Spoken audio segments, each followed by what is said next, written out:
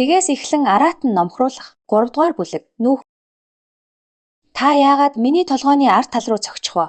Чи сэрч чадсан юм чинь яагаад санаа алдаад байгаа юм гэж иш янтан шүдэ 100 хэлв. Шалгагч миний тархины домен хэлбэлцэлтэй байгаа болохоор амрах хэрэгтэй гэсэн. Гэхдээ шалгалт хүртэл ердөө 20 хоног үлдсэн байна. Энэ миний хичээлийг хойшлуулж байгаа юм биш үү гэж Цёсан гэмгүүхэн хэлв. Иш янтан хэлэх үггүй болов. Гэртээ буцаж ирээд Цёсан өрөөндөө өөрийгөө түгжээд компьютерээ асаав. Ээж нь тэднийг үдээс хойш хангаанг юр бусын амьтдын бааз руу очиж гэрээний араатан сонгохоор төлөвлөсөн байсан ч Цёсан татгалцсан. Араатан номхруулах нь энэ дэлхий дээрх гол мэргэжил тул зөв юр бусын амьтан сонгох нь маш чухал. Учир нь хүн амьдралынхаа туршид зөвхөн нэг л гэрээний араатантай байх магадлал өндөр. Араатан мастерын зэрэглэл нь FSS, SS хүртэл байдаг. F зэрэглэлийн араатны мастер хамгийн энгийн тэд 15 наснда сэрж гэрээ байгуулсан л бол араатан номхруулах төвөөс гэрчилгээ авах боломжтой. E зэрэглэлийн араатан мастер болохын тулд хүн эхлээд тархиныхаа доменийг 10%-аар хөгжүүлэх ёстой бөгөөд ингэснээр 2 дахь араатантай гэрээ байгуулж чадна. 2 дугаарт 2 араатан нэг удаа хувьсаж дунд төвшний араатан болох ёстой. Дараа нь тэд араатан номхотгох холбооны нотариатаар шүүлгэж нэгийн эсрэг нэг тулаанд ялах ёстой. Тэгж байж л E зэрэглэлийн араатны мастер болно. Зарим хүмүүс хурдан дунд төвшний араатантай болохын тулд богино хувьслын мөчлөгтэй шавжны төрлийг сонгодог. Гэсэн хэдий ч дунд төвшний зарим шавжны төрлийн араатнууд тулалдаанд хитрхи сул хിവэр байна. Анхны Цёсанг зөвхөн сайхан харагддаг юр бусын амьтдыг л санаж байв. Хэрэв тулаанд ялж чадахгүй бол гадаад төрх ямар хэрэгтэй юм бэ? Хэрэв тэр ялж чадахгүй бол яаж илүү өндөр түвшний араатны мастер болох вэ? Гэрээт араатан сонгохдоо өндөр потенциалтай хүчтэй тулааны чадвартай амьтдад анхаарлаа хандуулах хэрэгтэй. Хэрэв тэд үдээс хойш хангаа юр бусын амьтдын бааз руу явбал тэр эдгээр араатны нэр шинж чанарыг мөн тэдний эхний болон 2 дугаар шатны хувьслыг танихгүй. Тэр яаж сонгох юм бэ? Цёсан үүнийг яарах хэрэггүй гэж бодсон. Тэр эхлээд мэдээлэл цуглуулах хэрэгтэй. Тэр форумыг нээгээд ахаад суут ухаантан гэсэн хаягаараа нэвтэрсэн. Энэхүү нэр нь муу сурагч бүр хувь заяагаа эргүүлэх мөрөөдөлтэй байдгийг харуулж байна. Цёсан эхлээд гоорумаар хэсв. Энэ дэлхий дээрх амьтдын тухай мэдээлэл аль хэдийн сайн хөгжсөн бөгөөд жил бүр мянган шинээр сэрсэн араатны мастер нийтлэл оруулдаг байв. Гүйлгэж үзээд араатан амьтадтай холбоотой янз бүрийн нийтлэлүүдийг харав. Намайг жижиг хилэнцэд хорхоо хордуулсан. Хөвөн хорхоон шинэ хэлбэрийг муухай гэж хэн нэгэн бодож байна уу?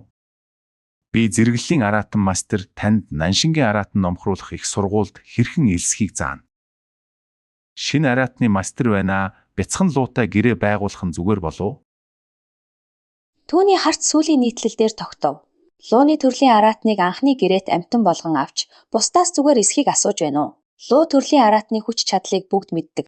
Хэд хэдэн нэн ховор араатнаас гадна луу төрлийн араатнууд хамгийн үнэтэй нь зөвхөн баян чинээлэг хүмүүс л тэднийг худалдаж авах боломжтой. Хэдийгээр хэн нэгэн арай ядан худалдаж авах боломжтой байсан ч гэсэн тэд үүнийг арчилж тордож чадахгүй байж магадгүй юм. Луу төрлийн араатнууд урт хугацааны хувьслын мөчлөгтэй байдаг бөгөөд дунд түвшний амьтан болж хувирахын тулд хэдэн жил хооллож арчилж тордох шаардлагатай болж магадгүй. Араатан номхуулагчдын соёл иргэншил нь шинээр эхэлж буй араатан мастер тохиромжтой амьтдыг аль хэдийн нэгтгэн дүгнэх хэмжээнд хүртэл хөгжсөн. Жижиг тарган тагтаа цагаан элсний үнэг, богино сүлт могой, элс ухагч, гүн үслэг яст мэлхий. Эдгээр 5 амьтан боломжийн үнэтэй бөгөөд зөөлөн аштай. Зөв сургалттай бол тэднийг дунд түвшинд хүргэх боломжтой. Форум дээрх шинэхэн араатан мастерын ихэнх бичлэгүүд нь эдгээр 5 амьтны тухай байдаг. Цёсангийн ээжийн анхны гэрээт амьтан жижиг тарган тагтаа байсан бөгөөд тарган тагтаа нь түүний хувьсан хэлбэр байв. Нисдэг төрлийн араатан тул түүний том бие нь бусад нисдэг төрлийн араатнуудаас удаан нисэхэд хүргэдэг. Энэ нь хүчирхэг агуу нисдэг шар шувуу болж хувьсдаг тул шинэхэн араатны мастерын дунд түгээмэл сонголт. Цагаан элсний үнэг хүчтэй довтлох чадвартай ч хамгаалт сул хэрэв цохигдвол удаан тисэхгүй. Элс ухагч нь төрөлхийн ухах чадвартай бөгөөд шууд мөргөлдөөнөөс зайлсхийхийг илүүд үздэг. Гүн үслэг яст мэлхийн ердийн яст мэлхий шиг усных биш ч хүчтэй хамгаалалтын чадвартай. Цагаан элсний үнэг элс ухагч гүн үслэг яст мэлхийн бүгд газрын төрлийн араатнууд тул тэднийг ихэвчлэн харьцуулдаг. Гэсэн хэдий ч цагаан элсний үнэгний гадаад төрх бусад хоёроос илүү харагдаж байгаа нь шинэхэн эмэгтэй араатан мастеруудын хувьд шилдэг сонголт болгож байна. Богино сүлт могоо бол хортой шүдтэй, аюултай сүүлний өргөстэй, эхнээсээ л гайхалтай тулааны хүчийг өгдөг хорны төрлийн араатан юм. Гэсэн хэдий ч гэрээ байгуулах нь эрсдэлтэй бөгөөд эмнэлэг рүү аялахыг шаардаж болзошгүй юм. Зөвхөн бие бялдрын хувьд хүчирхэг хүмүүс л үүнийг даван туулахыг зүрхэлдэг. Цёсан сонголтуудыг удаан ажиглаад шийдэж чадсангүй. Эдгээр 5 амьтан тус бүр өөрийн гэсэн сул талуудтай боловч боломжийн үн, аюулгүй хувьслын төлөвлөгөө нь маргаангүй давуу тал юм. Эцсийн эцэст энэ нь мөнгөний асуудал хэвээр байна. Чио-сан өрөөнөөс гараад ээжээ бидэнд 1 сая байгаа юу? Би бөмбөлөг хонх худалдаж авмаар байна гэж хэлв. Буцаад ор гэж ишээнтэн хэлэхэд за ойлголоо гэд өрөөндөө буцаж ороод форумаар үргэлжлүүлэн гүйлгэв. Баазаас гэрээт амьтад худалдаж авахаас гадна тэдгээрийг хар зах, бооцоо эсвэл зэрлэг байглаас авах боломжтой.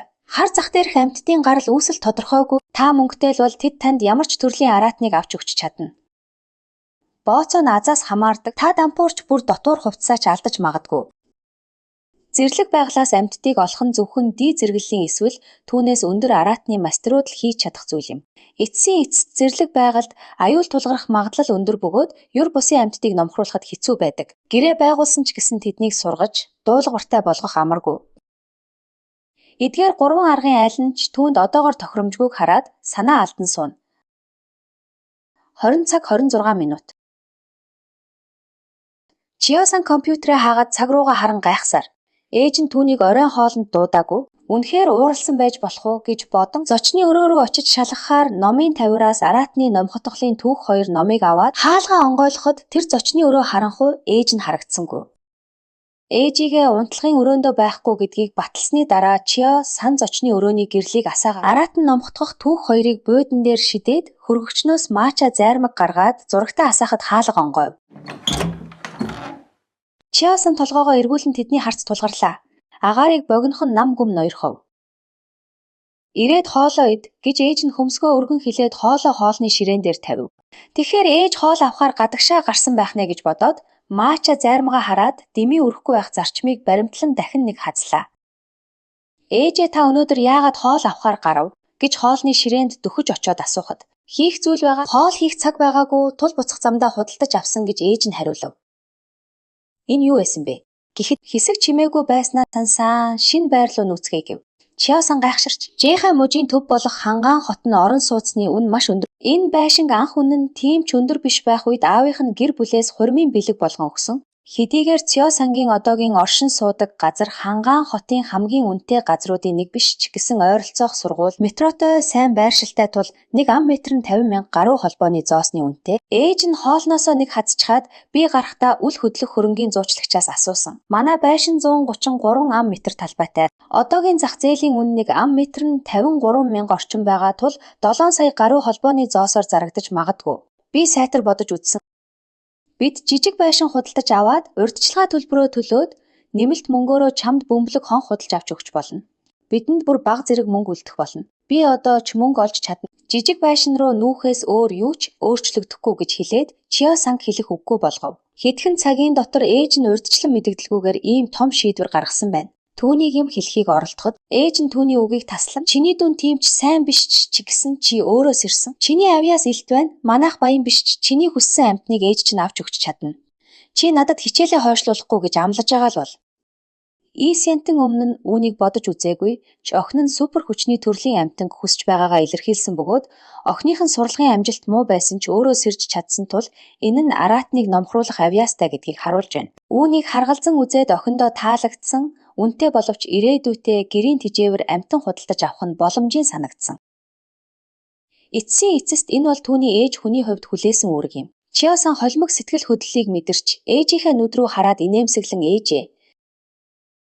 Та намайг өөрөө сэрсэн авьяастай гэж хэлсэн. Би ямар ч амьтныг өсгөж чадна. Би зүгээр л хэлжсэн юм. Би бөмбөлөг хонхын тийм чих хүсэхгүй байна. Байшингаа битгий зараарай гэж хэлв. Ээж нь босож аягандаа ус хийгээд хэсэг зогсноо. Чи бөмбөлөг хонх хүсэж байгааг би мэдэж байна. Чи өөрөө сэрчсэн болохоор Чио-сан түүний үгийг таслан би бүхэл өдөржингөө судалсан. Галт соёот нохойг гайхалтай гэж бодож байна. Би үүнийг хүсэж байна гэж нухацтай хэлв. Бөмбөлөг хонх үнэхээр хүчрэхэг супер хүчний төрлийн амьтан бөгөөд луу даг сүнсний төрлийн амьтад ч бас маш сайн байдаг ч Чио-сан эдгээр нь ховор бөгөөд хүчтэй боловч түүнд зайлшгүй хэрэгтэй зүйл биш гэж үзсэн. Түүний үнэхээр хүсэж байгаа зүйл бол өөрийн чадварын хүрээнд өсгөж чадах гэрээт араатан юм.